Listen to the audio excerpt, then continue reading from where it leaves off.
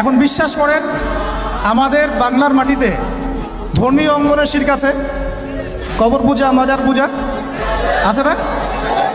রাজনৈতিক অঙ্গনের শিরক আছে, কি শিরক? আল্লাহর বিধান বাদ দিয়ে তাগুতি বিধানে দাসত্ব করা। অর্থনৈতিক অঙ্গনের শিরক আছে, আল্লাহর হালালকে হারাম করে ওইটাকে আবার বেশি উত্তম মনে করা। এগুলো কি ঈমান ভঙ্গের কারণের মধ্যে পড়ে না? আপনারা তো জানেন। তারপরে সংস্কৃতির মধ্যে শিরক নাই, আর শিক্ষার শিরক তো আপনারা দেখতেই পাচ্ছেন। শিক্ষার মধ্যে কি কি শিরক আছে? এখন তো আপনাকে ট্রান্সজেন্ডার পড়তে হবে, টেক্সট বইয়ের মধ্যে চলে আসতেছে। কি করবেন আপনি? তো প্রত্যেকটা ডিপার্টমেন্ট, আমাদের ডিপার্টমেন্টেই কয়টাই, ব্যক্তি জীবন, ধর্মীয় জীবন, পারিবারিক, অর্থনৈতিক, শিক্ষা, সংস্কৃতি, রাজনীতি, প্রত্যেকটা ডিপার্টমেন্টে শিরক আছে বাংলাদেশে। তাহলে আইয়ামে জাহিলিয়াতের ওই শিরক না হয় একটা ধর্মীয় প্রেক্ষাপটে ছিল, এটা তো পুরো একটা গ্লোবাল প্রেক্ষাপটে শিরক হয়ে যাচ্ছে। তাহলে আমরা কি এখন আইয়ামে জাহিলিয়াত থেকে এই সেন্সে মুক্ত হতে পেরেছি? দ্বিতীয় প্রবলেম ছিল রিবা। আইয়ামে জাহিলিয়াতের দ্বিতীয় প্রবলেম রিবা। এখন আপনি যে কোনো ব্যাংকের দিকে তাকান বা ব্যাংকিং সিস্টেমের দিকে তাকান, ইনক্লুডিং ওয়ার্ল্ড ব্যাংক, IMF, তারপরে আপনার ফেডারেল রিজার্ভ এবং আমাদের সেন্ট্রাল ব্যাংকগুলো, ইকোনমিক্সে আমরা পড়েছি ভাই, না পড়ে কথা বলছি না। ইকোনমিক্স আমাদের ইউনিভার্সিটির সাবজেক্ট। একেবারে ভিতরে গোড়ায় শিরক আছে, সুদ আছে। কি আছে? সুদ আছে, গোড়ায় সুদ আছে। এমনভাবে সুদের অক্টোপাসে চেপে ধরেছে যে মানে আপনি যেটাই ডিল করতে চান একটা সুদের অংশ আপনাকে দিতে হবে।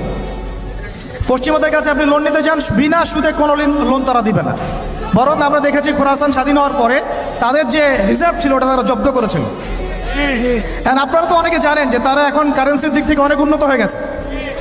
কেউ কি কখনো জিজ্ঞাসা করেছেন বা প্রশ্ন তুলেছেন যে কি ফর্মুলা তারা ইমপ্লিমেন্ট করেছেন? তারা কিন্তু ডাবল কারেন্সি চালান, তাদের দেশে ডাবল কারেন্সি চলে, জাকাত ভিত্তিক অর্থনীতি চলে, এবং সব দুর্নীতি তারা বন্ধ করেছেন, এবং যত কালো টাকা এগুলোকে সাদা করে ফেলেছে। তো এই বিষয়গুলো কি ইসলামের মধ্যে নাই? কিন্তু এর ইমপ্লিমেন্ট বাংলাদেশে বিগত 70 বছর হয় নাই। যতবারই স্বাধীন হয়েছেন আপনারা, এই ইমপ্লিমেন্ট হয় নাই যে সুদবিহীন অর্থ ব্যবস্থা চালু করা কেউ করতে পারে নাই। হ্যাঁ, কিছু মানুষ চেষ্টা করেছেন, স্বীকার করি, তাদেরকে আমরা শ্রদ্ধা করি, সম্মান করি, তাদের প্রচেষ্টাকে আমরা সাধুবাদ জানাই। কিন্তু যতক্ষণ পর্যন্ত শেকড় পরিবর্তন হবে না, ডালপালা ছাটিয়ে লাভ নাই। আমাদের একটা সাইকোলজিক্যাল সমস্যা হচ্ছে আমরা সবসময় ডালপালা নিয়ে আলোচনা করি। আজকে কাদিয়ানি মুভমেন্ট, কালকে অমুক, কালকে তমুক, হ্যাঁ, কালকে এই ট্রান্সজেন্ডার, তারপরে সমকামিতা ইত্যাদি একটা ইস্যু নিয়ে আমরা আলোচনা শুরু করি, একদম অনলাইন কাঁপায় ফেলি।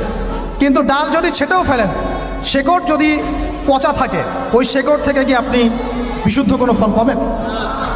তা আমরা যে দাওয়াতটার কথা বলি সেটা হচ্ছে পুরো শেকড়টাকেই লা ইলাহা ইল্লাল্লাহ এইটা প্রতিষ্ঠা করা। সেটা আবার মুহাম্মদ রাসূলুল্লাহ